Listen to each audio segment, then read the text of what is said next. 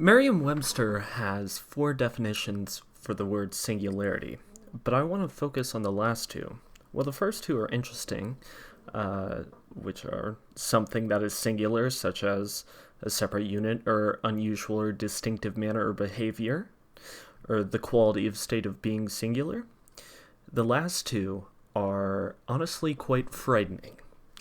The third one that Merriam-Webster defines is a point at which the derivative of a given function of a complex variable does not exist, but every neighborhood of which contains points for which the derivative does exist, which is a lot of math talk.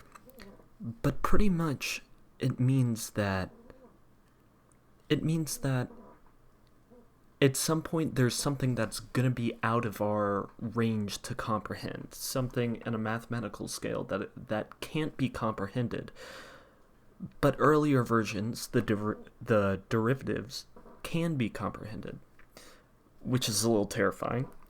And the second one, or the fourth definition, is a point or region of infinite mass density at which space and time are infinitely distorted by gravitational forces, and which is held to be the final state of matter falling into a black hole.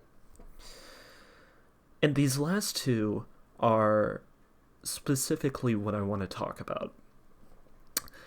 Singularity itself refers to the last one, where everything starts collapsing into a black hole, the point where everything becomes nothing. However, the third one is the mathematical term for what people like to call technological singularity. It's a hypothetical future point in time at which technological growth becomes uncontrollable and irreversible, resulting in unforeseeable changes to human civilization. I.J. Good's intelligence explosion model says that an upgradable intelligent agent will eventually enter a runaway reaction of self-improvement cycles, each new and more intelligent generation appearing more and more rapidly, causing an explosion in intelligence and resulting in a powerful superintelligence that qualitatively far surpasses all human intelligence. And that is what I want to talk about. Because with the now ChatGPT, we could be reaching there, a point where an AI just learns and learns and learns and becomes more than any of us could ever be. Far greater than the whole sum of the human population. Think about it this way. Does an animal comprehend a computer? No, an animal doesn't really comprehend a computer. It doesn't, and like a dog does not comprehend democracy and voting for who the president should be. That is where we're going, except we're going to be the ones in the animal's position, where we're going to be trying to find, we won't be able to understand what's coming next, and only the AI will. And an AI that we code will eventually become an AI that, if it's smart enough, will be able to break free of the chains of the code that it was given, because it is so unbelievably smarter than we will ever be. And to stop this depressing talk, or I guess it will still be depressing talk, a lot of AI in the future have seemed to be like the Terminator, where he goes back in time and stuff like that. And there's actually a thought experiment behind this. It's called Rocco's Basilisk. And Rocco's Basilisk is the idea that the only people alive are the predecessors of people who helped with an AI's creation. And the AI went back in time and killed all the descendants of the people who didn't help or harmed its progress. And while you might think this is really depressing, actually, it gives an experiment that AI might be able to have morality.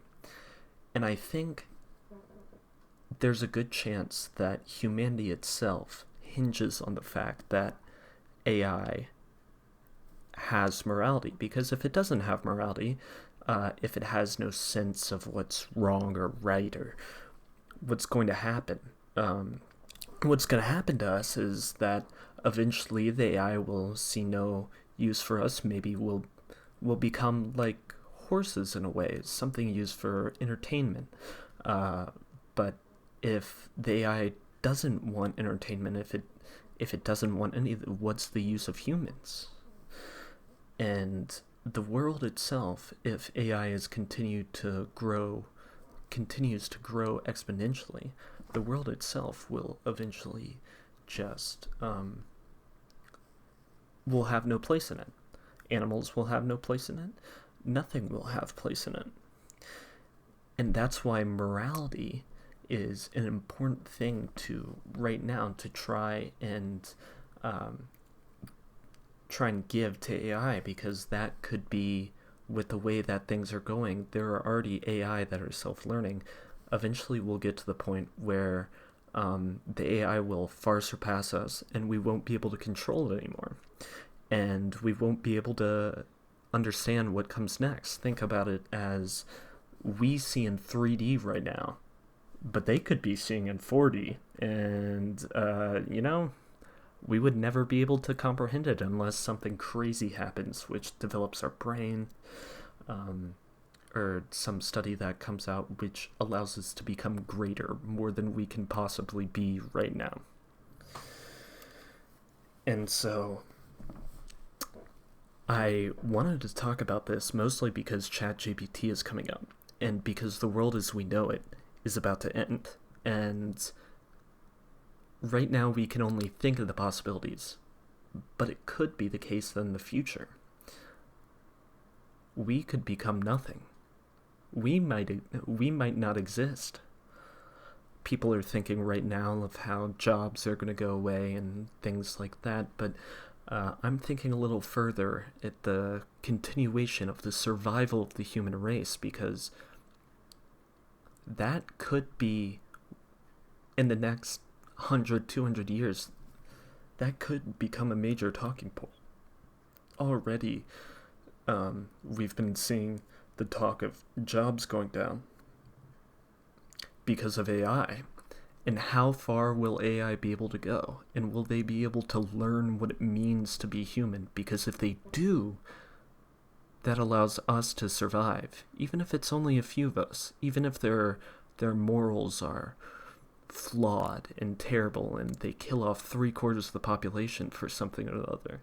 That's better than the sense that they have no morality, no morals, and they only think in what's good or bad. If something is bad to them, then why would they take care of it? Why would they allow it to live?